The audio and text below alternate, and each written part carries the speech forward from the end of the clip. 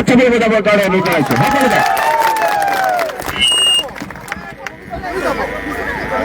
শ্ৰদ্ধেয় ৰাইজ, আজি এই নিৰ্বাচন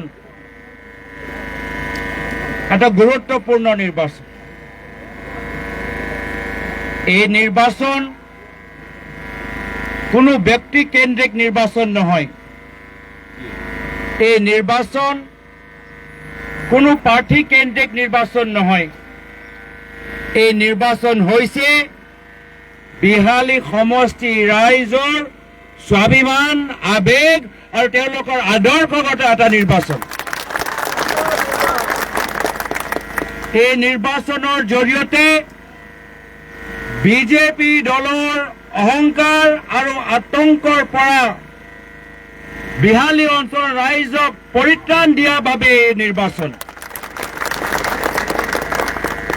এই নিৰ্বাচন হৈছে আমাৰ সেই বাগানৰ যুৱকসকলৰ বাবে যিসকলে আজি তেওঁলোকে স্কলাৰশ্বিপ পৰা বঞ্চিত, যেতিয়ালৈকে তেওঁলোকে বিজেপি দলত নোসোমায়।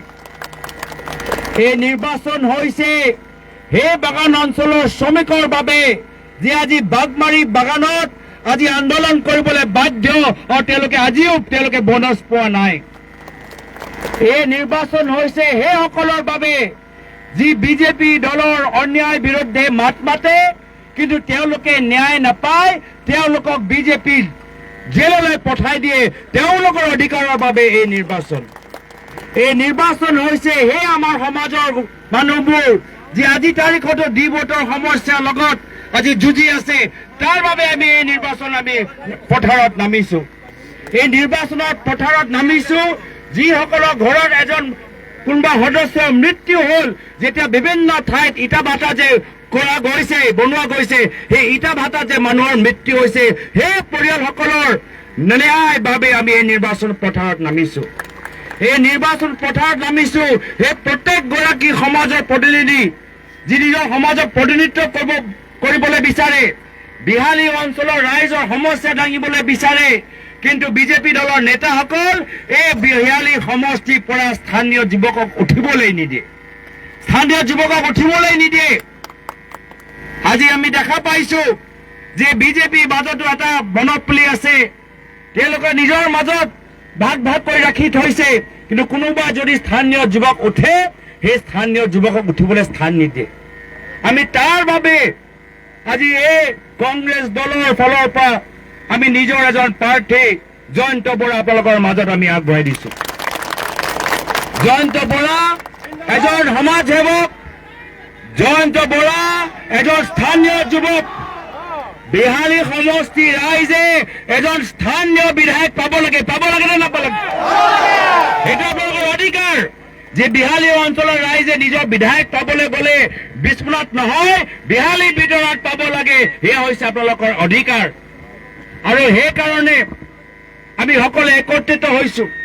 আৰু মই ধন্যবাদ জ্ঞাপন কৰিছো নিখিল ভাৰত কংগ্ৰেছ সমিতিৰ সভাপতি মাল্লিকাৰ্জুন খাৰ্গে ডাঙৰীয়া, আমাৰ দলৰ নেতা ৰাহুল গান্ধী ডাঙৰীয়া, কেচি বেণুগোপাল ডাঙৰীয়া, আমাৰ অসমৰ তত্ত্বাৱধায়ক জিতেন্দ্ৰ সিং ডাঙৰীয়াক আমি ধন্যবাদ জ্ঞাপন কৰিছো যে তেওঁলোকে বিহালী অঞ্চলৰ ভিতৰত হাতৰ চিনৰ প্ৰতি যে আমাৰ আবেগ আছে, সেই আবেগটো তেওঁলোকে আজি দিল্লীত বহি থাকি তেওঁলোকৰ কাণত পৰিছে। এই আবেগৰ প্ৰতি আজি আমাৰ কংগ্ৰেছসকল ওলাই আহিছে। আজি অসম সন্মিলিত মৰ্চাক আমি সন্মান কৰো, শ্ৰদ্ধা কৰো, সকলৰ প্ৰতি আমাৰ লগত বন্ধুত্ব ভাৱ, আমি তেওঁলোকৰ লগত কোনো ধৰণৰ বন্ধুত্ব ভাৱ এৰিবলৈ নিবিচাৰো, মিত্ৰতা ভাৱ এৰিবলৈ নিবিচাৰো। আমালোকৰ সন্মুখত এটাহে উদ্দেশ্য যে আমি বিহালী নিৰ্বাচনত বিজেপি দলটোক পৰাজিত কৰিব লাগিব। আৰু এই চেগত এই প্ৰাৰ্থীগৰাকী অকলশৰীয়া নহয়, এই প্ৰাৰ্থীৰ লগত আমি সকলোৱে আছো। এই প্ৰাৰ্থীৰ লগত আমাৰ ডিষ্ট্ৰিক্ট কংগ্ৰেছৰ সভাপতি আমাৰ দিলীপ বৰুৱা ডাঙৰীয়া আছে, আমাৰ যোৱা লোকসভা নিৰ্বাচনত আমাৰ প্ৰাৰ্থী প্ৰেমলাল গঞ্জু আছে, ইয়াৰ লগত আমাৰ স্থানীয় বৰ্ণালী ফুকন, সঞ্জু বৰুৱা, আমি মনোজ গৌতম, আমি সকলোৱে গোট বিশ্বনাথ ডিষ্ট্ৰিক্ট কংগ্ৰেছ সকলোৱে নিৰ্বাচনী পথাৰত নামিব।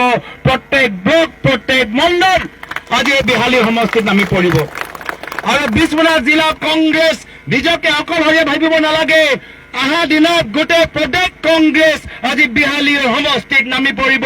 আজিও এই মনোনয়ন পত্ৰ দাখিল কৰিবলৈ আমাক সহায় কৰিছে আমাৰ বটদ্ৰৱা সমষ্টি বিধায়িকা শিৱামণি বৰা বাইদেউ, আমাক সহায় কৰিছে আমাৰ লাহৰীঘাট সমষ্টি বিধায়ক ডক্টৰ ৰাছিফ নজৰ ডাঙৰীয়া, লগতে আমাৰ প্ৰাক্তন বিধায়ক আজি আমাৰ ৰাজু চাহু আহিছে, লগতে আমাৰ প্ৰাক্তন প্ৰদেশ কংগ্ৰেছৰ সভাপতি প্ৰাক্তন সাংসদ আমাৰ দলৰ প্ৰাক্তন প্ৰদেশ কংগ্ৰেছৰ সভাপতি ৰিপুণ বৰা ডাঙৰীয়া আজি তেওঁ আমাৰ লগত আহিছে।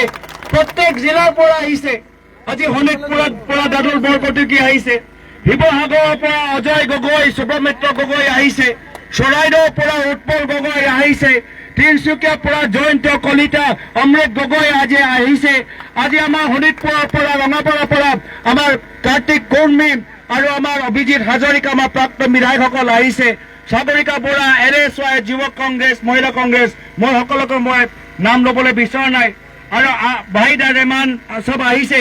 কিন্তু আমাক মই কৈছো আমাৰ ষ্টাৰ কেম্পেইনাৰ মঞ্চত বহি থকা এইখিনি নহয়, আমাৰ এই নিৰ্বাচনত আমাৰ ষ্টাৰ কেম্পেইনাৰ হ'ব বিহালী অঞ্চলৰ ৰাইজ, বিহালী অঞ্চলৰ যুৱক, বিহালী অঞ্চলৰ মহিলা।